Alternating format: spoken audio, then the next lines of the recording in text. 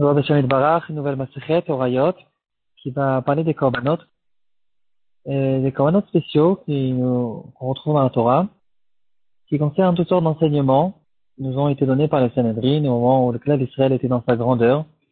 Et les Sanhedrin, les Batelinim, les Rabbanim, c'est eux qui donnaient le ton et qui décidaient, qui expliquaient la halachot, qui étaient diffusés ensuite dans tout le peuple, et tout le monde derrière eux faisait et accomplissait la Torah et les mitzvot. La première Mishnah et en fait tout le premier Pérec, la Masechet est relativement courte, mais en tout cas, on retrouve le cas où il y a eu un enseignement qui a été donné par les Sanhedrin, ou bien par un roi ou par un nasi, ou plutôt par un rave. Cet enseignement, il a été donné et il y a eu une erreur qui a été faite. Dans certains cas, on devra ramener des korbanot et on va essayer de comprendre comment ça marche exactement. Comment est-il possible qu'il y a des erreurs? Moshe Rabbeinu, il nous a donné la Torah et ensuite il a fait monter avec le conseil de Yitro toute une hiérarchie de rabbanim qui vont être responsables sur un groupe de personnes. Rabbanim sur 10 personnes, ensuite sur 50 personnes, sur 100 personnes, sur 1000 personnes, et au-dessus de tout le monde, Moshe Rabbeinu. Il y avait comme ça des milliers et des milliers de rabbanim qui diffusaient la Torah dans tout le clan d'Israël. Toute cette hiérarchie de rabbanim, elle a duré pendant 40 ans. Et ensuite, quand on est rentré en Eretz Israël, on retrouve plus du tout cette construction. La raison, elle est très simple. Comme on connaît aujourd'hui quelqu'un qui doit se convertir, on ne peut pas lui apprendre toutes les mitzvot en un seul jour et l'habituer à 613 mitzvot et à tout le comportement d'un juif d'un jour au lendemain. C'est un processus qui prend du temps, c'est beaucoup d'apprentissage, c'est beaucoup de doutes et d'habitude. Ici aussi, c'est un peuple entier qui fait la guéroute et qui, au fur et à mesure, apprend les mitzvot qui nous ont été donnés tout au long de 40 ans. Alors, on a reçu d'abord toutes les bases des mitzvot dans Matan Torah, peut-être même toutes les 613 mitzvot pour de vrai. Et puis ensuite, petit à petit, on est censé se poser les questions à l'achri qui se réveille.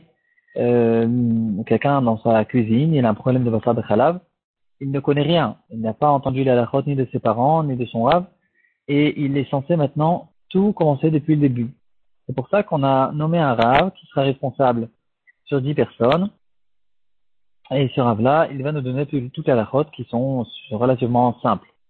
Ensuite, si lui-même il a un doute, il y a quelqu'un au-dessus de lui, jusqu'à qu'on va monter chez Moshe Rabbeinu, dans le cas où tous les rabbanim intermédiaires ne connaissaient pas cette halakha.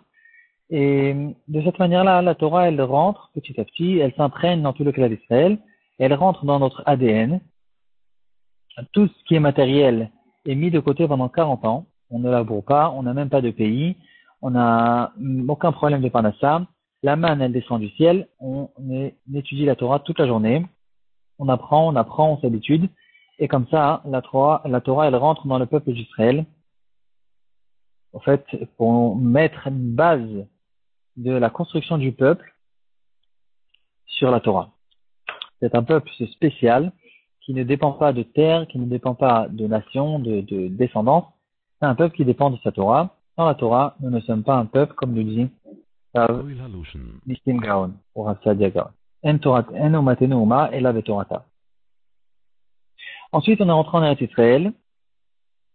Ici aussi, il y a tout un chevet qui est responsable d'être diffusé dans tout le clan d'Israël et de faire pénétrer la Torah dans tout le clan d'Israël. C'est le chevet Lévi, qui justement, il n'a pas de part en Eretz Israël. Il y a des villes qui seront réservées au chevet Lévi. Ces villes se trouvent dans tous les Shevatim.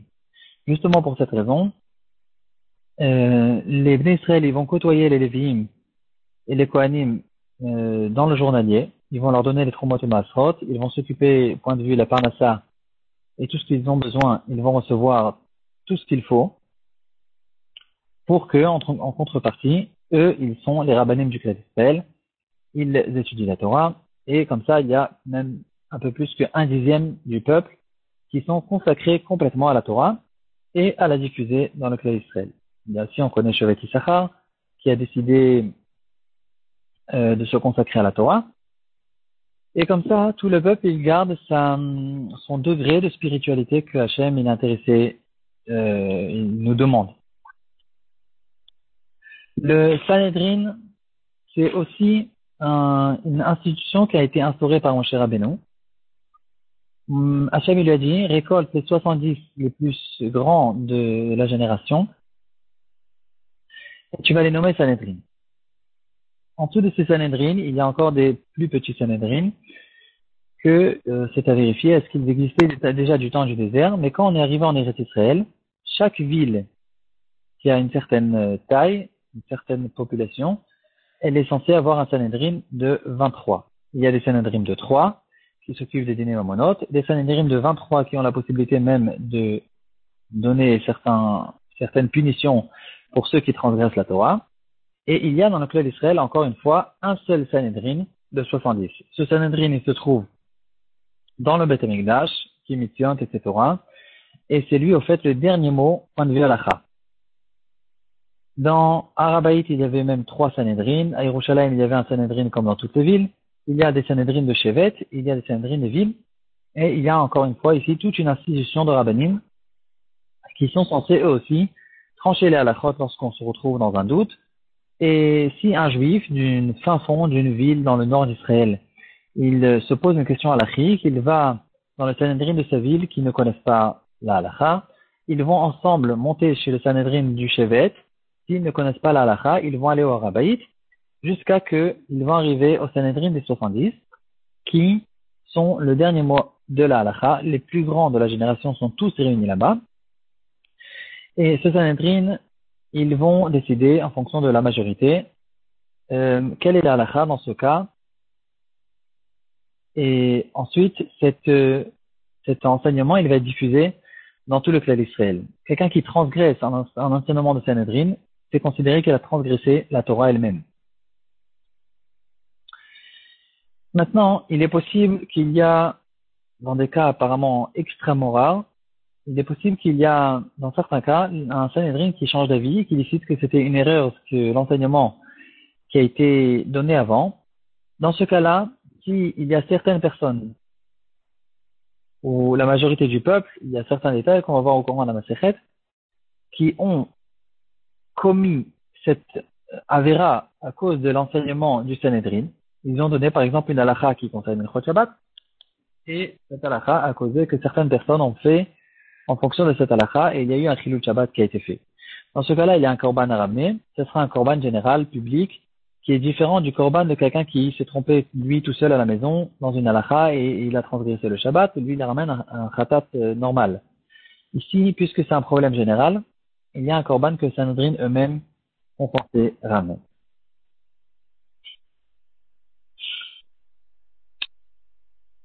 Une petite parenthèse, justement sur ce sujet de Sanhedrin, on retrouve une institution qui s'appelle Anshe Knesset Agdola.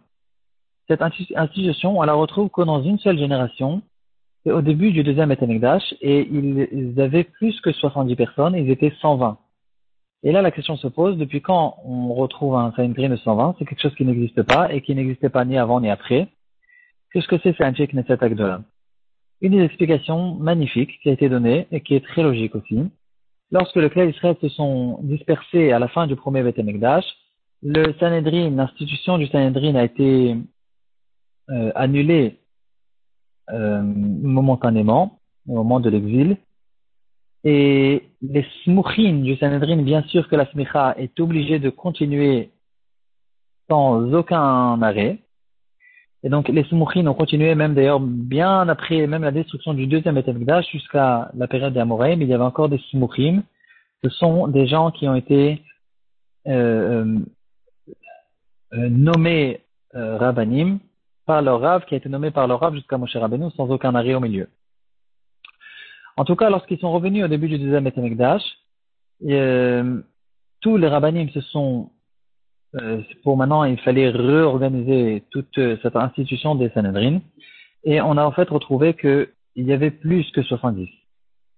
Il y avait 120 rabbanim qui se sont réunis. Il n'y avait pas vraiment de possibilité de donner une hiérarchie très claire qui est plus grand que les autres, alors que en général dans les Sanhedrin c'était extrêmement clair. Il y avait 23 Sanhedrin dans la ville, de 23 élèves trois rangées de 23 élèves qui se trouvaient devant eux. Et quand il y en a un qui devait partir dans un Sanhedrin qui était un plus haut que lui, par exemple, il passait du Sanhedrin de la ville au Sanhedrin du Shevet, alors un des élèves qui se trouvait à la première rangée à droite des Sanhedrin montait au Sanhedrin, et comme ça, on savait exactement quelle était la grandeur de chacun.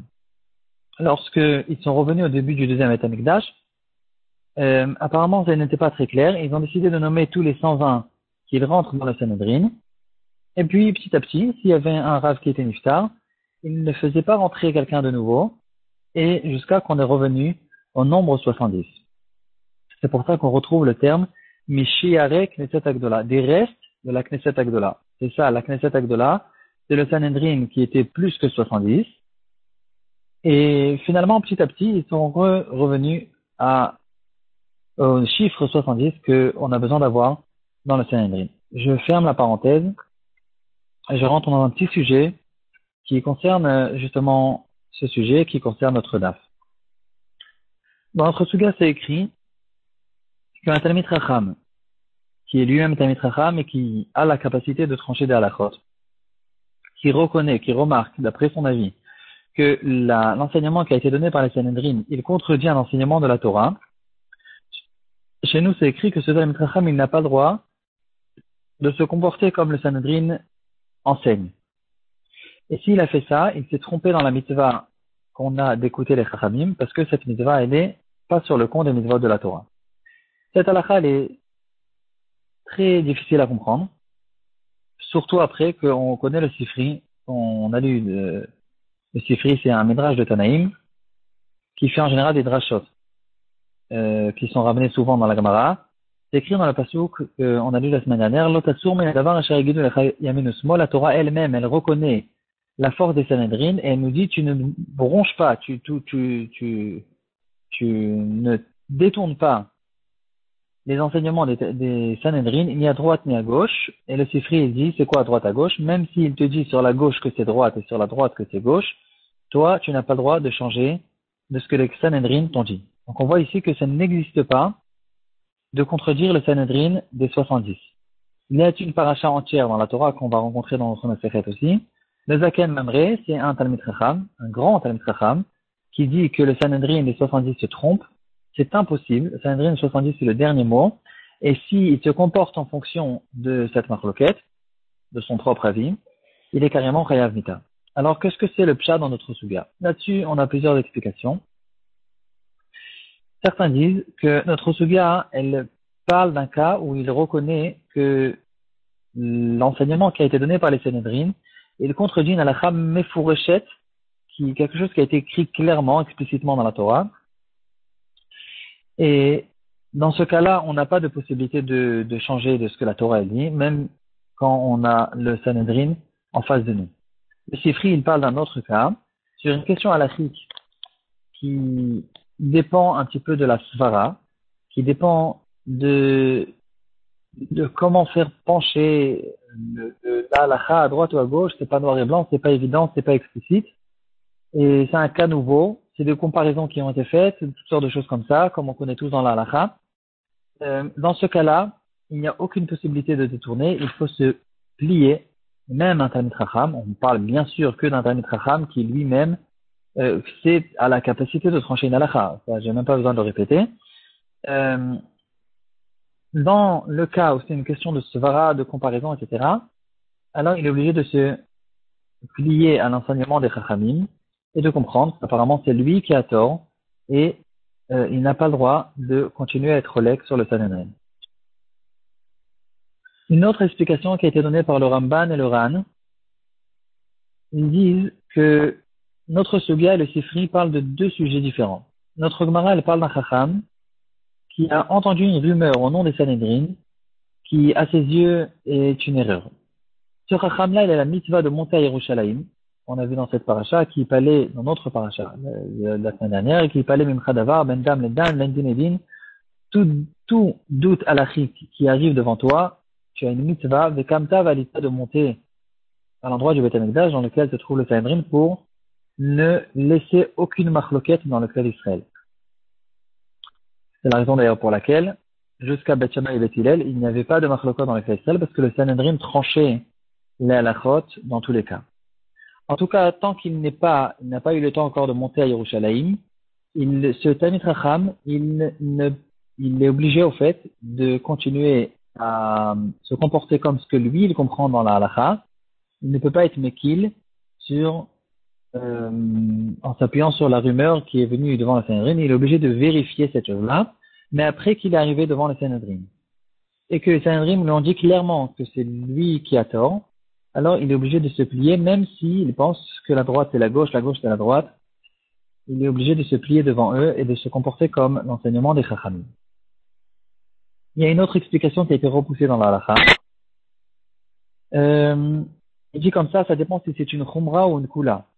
C'est-à-dire, j'ai la possibilité, si les Sanhedrin nous ont donné une kula, une permission halachique, j'ai la possibilité, moi, si je pense qu'il faut dans ce cas-là être mahmir et interdire, j'ai la possibilité et la permission d'interdire même contre le Sanhedrin. Et la Gemara dans le Sifri, et le Sifri, il parle au fait du cas contraire, où moi je suis intéressé de permettre quelque chose que le Sanhedrin a interdit. Ça, bien sûr, qu'on ne peut pas le faire. Cette explication a été repoussée par les Rishonim complètement. Ils disent qu'après que l'enseignement nous a été donné par le Sanhedrin, que ce soit dans le sens de la Kula, dans le sens de la Khumra, il n'y a aucune possibilité de changer, de tourner et d'être relègue sur le Sanhedrin. Et là-dessus, les Chachamim nous ont dit, on retrouve un Rambam intéressant. On se rappelle qu'on a vu dans Masechet Avodah Zarah sur l'huile des goïm qui au début était interdite, ensuite les Chachamim l'ont permis. Le Rambam il nous dit, celui qui interdit l'huile des goïm après que les Chachamim l'ont permis, Choté les lokav, c'est une grande faute, mitne shemamre et pi bedin sheitiru, parce qu'il est en train de contredire le beddin, le deuxième beddin qui ont permis cette chose-là. C'est une grande erreur. On voit ici que même si cette personne il est mahmir, il va interdire quelque chose, on n'a pas le droit de le faire quand c'est sur en étant relèque au fait sur le beddin. Plus de détails, on peut retrouver dans Shut Yabia Omer, Chelek Vav Yoredea, Iman Zayin.